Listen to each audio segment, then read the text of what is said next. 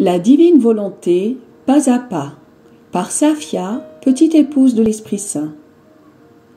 La Reine du Ciel, dans le royaume de la volonté divine, à Luisa Picaretta. Prière quotidienne à la Reine Céleste.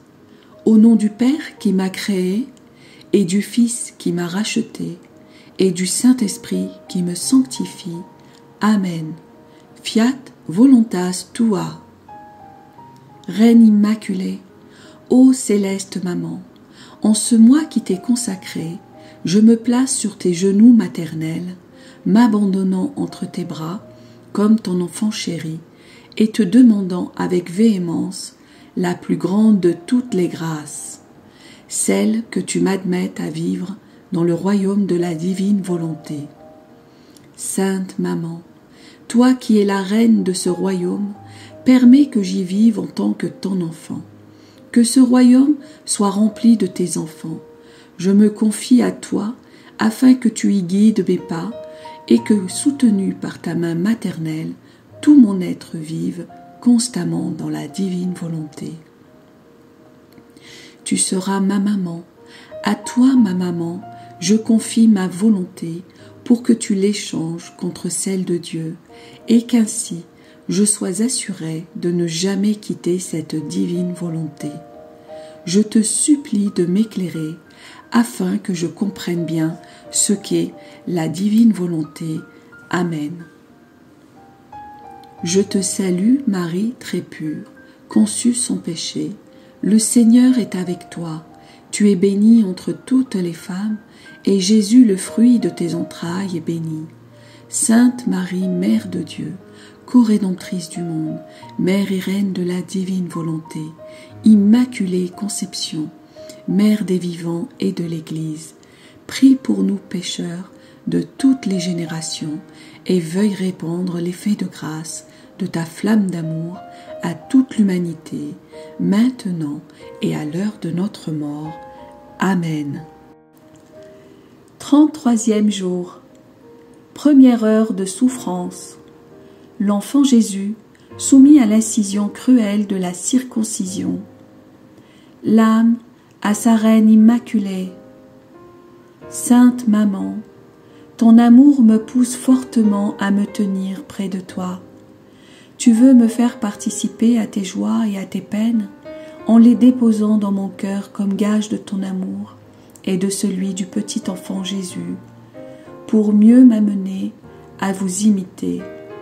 Sainte Maman, aide-moi à t'imiter parfaitement. Leçon de la Reine du Ciel. Ma chère fille, mon cher fils, comme j'avais hâte d'être en ta compagnie pour pouvoir te raconter notre histoire d'amour et de souffrance. Lorsque l'on est accompagné, les joies sont plus douces et les souffrances atténuées à cause de la compagnie de la personne qui nous aime. À peine 8 jours s'étaient écoulés depuis la naissance du divin enfant. Tout était joie et bonheur pour nous. La création avait gardé son air de fête depuis la naissance du Créateur bébé.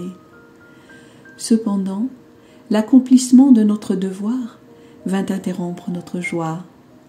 À cette époque, en effet, il y avait une loi demandant que tous les garçons premiers-nés soient soumis à la circoncision. Mon cœur de maman saigna à cause du chagrin de devoir soumettre mon cher fils, ma vie, mon Créateur, à cette cruelle souffrance. Oh, comme j'aurais préféré souffrir à sa place! Mais la suprême volonté ne l'entendait pas ainsi, et en accord avec saint Joseph, je dus passer à l'acte héroïque de faire circoncire le bébé Jésus. Ma fille, mon fils, tu ne peux savoir combien cela me coûta. À la douloureuse incision, j'ai senti mon cœur se déchirer et j'ai pleuré. Saint Joseph a aussi pleuré. Quant à mon cher bébé, il sanglotait, tremblant de douleur et me regardant, il cherchait de l'aide. Quelle heure pénible nous avons passée tous les trois.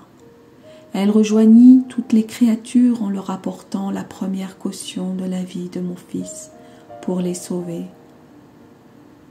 Fille bénie, fils béni. Cette coupure cachait de profonds mystères.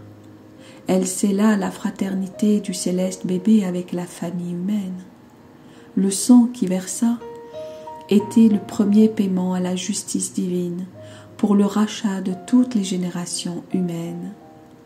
Étant innocent, le cher enfant n'était pas obligé de se soumettre à cette loi, mais il le fait pour donner l'exemple et pour infuser confiance et courage à tous en leur disant « N'ayez pas peur, je suis votre frère, je suis semblable à vous.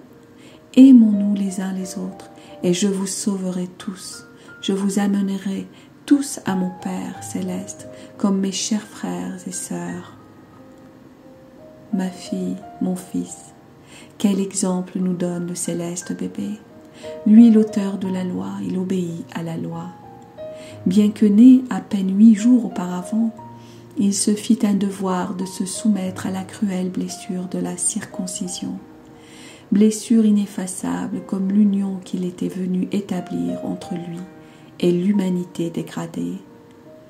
Ce geste rappelle que la sainteté consiste à faire son devoir, à observer les lois et à accomplir la volonté divine.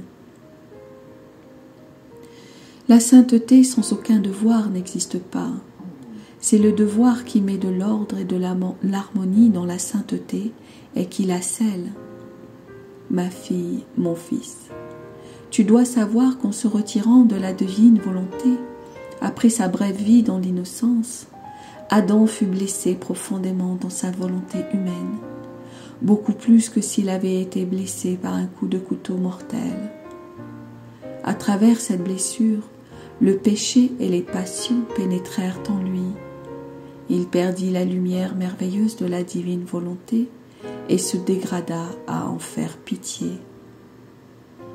Après les joies de sa naissance, mon cher fils voulut subir la blessure de la circoncision pour qu'elle puisse guérir la blessure qu'Adam s'infligea et infligea à toute l'humanité en faisant sa propre volonté.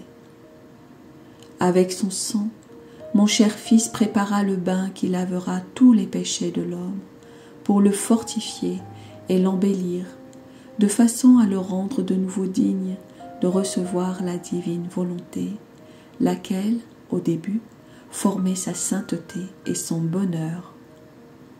Ma fille, mon fils, tous les actes et toutes les souffrances que Jésus vécut sur la terre n'avaient d'autre objectif que de ramener la divine volonté dans les créatures.